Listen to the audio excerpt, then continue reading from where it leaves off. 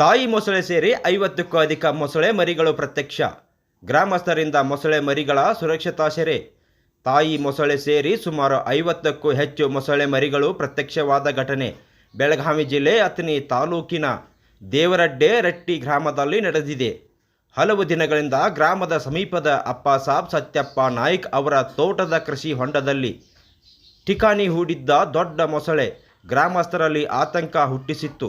ಕೃಷಿ ಹೊಂಡದ ಸಮೀಪದ ಗದ್ದೆಯ ಬದಿವಿನಲ್ಲಿ ಸುಮಾರು 50ಕ್ಕೂ ಅಧಿಕ ಮೊಸಳೆ ಮರಿಗಳು ಪ್ರತ್ಯಕ್ಷವಾಗಿದ್ದು ಸ್ಥಳೀಯರಲ್ಲಿ ಭಯದ ವಾತಾವರಣ ನಿರ್ಮಾಣವಾಗಿತ್ತು. ಗ್ರಾಮಸ್ಥರು ಮೊಸಳೆ ಮರಿಗಳನ್ನು ಸುರಕ್ಷಿತವಾಗಿ ರಕ್ಷಣೆ ಮಾಡಿ ಅರಣ್ಯ ಇಲಾಖೆಯ ಅಧಿಕಾರಿಗಳಿಗೆ ಒಪ್ಪಿಸಿದ್ದಾರೆ. ತಾಯಿ ಮೊಸಳೆಯನ್ನು ಸೆರೆ ಹಿಡಿಯುವಂತೆ ಸ್ಥಳೀಯರು ಒತ್ತಾಯಿಸಿದ್ದಾರೆ.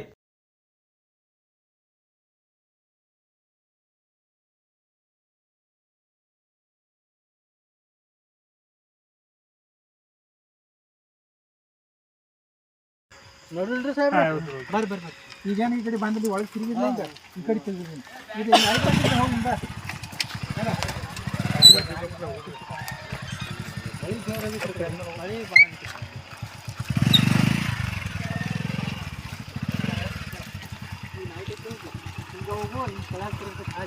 ಆ ರೋಡ್ ಬರ್ತೈತಿ, ಹಿಂಗೆ ತಿರುಗು. ಮುಂದೆ ಮಲ್ಲಾಮೂರು ಬೋರ್ಡ್ ಐತಿಲ್ಲ, ಆ ಬೋರ್ಡ್ ಬಂದು ಕೆಳಗೆ ತಿರುಗಿ ಅಂದ್ರೆ 6 ಕಿಲೋಮೀಟ್ರ್ ಅಷ್ಟೇನ.